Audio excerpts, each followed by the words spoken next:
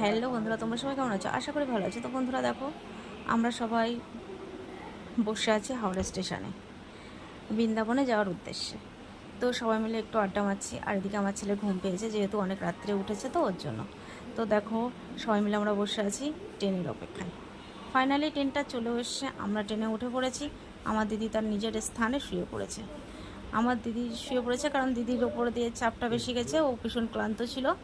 আর এদিকে আমার জামাইবাবু, আমার ছেলে আর আমার বর তিনজনা মিলে বসে আছে ওপরের সিটে, আমি ছিলাম নিচের দিকে। তো বন্ধুরা আরও আছে আমাদের সাথে, সবাই আমাদের জামাই মেয়েটে সবাই আছে, আমার বোন আছে। তো সবাই মিলে যাচ্ছিলাম বৃন্দাবনে, সবাই মিলে একটু আড্ডা মারতে মারতে যাচ্ছি। একঘেয়েমি জীবন ভালো লাগে না, তো যা যাক বৃন্দাবন, ওর জন্য ভেবেই চলে গেলাম বৃন্দাবনে। বৃন্দাবনে গিয়ে রেস্ট নিয়ে যখন আমরা সন্ধ্যেবেলাতে প্রেম মন্দিরে গেছিলাম, প্রেম মন্দিরের দৃশ্যটা দেখে এত ভালো লেগেছে, এত ভালো লেগেছে, তোমাদেরকে কি বলবো, মন ভরে গেছে সন্ধ্যের দৃশ্যটা দেখে। আর এইটা হচ্ছে গানের তালে তালে জলের ঢেউগুলো হচ্ছে।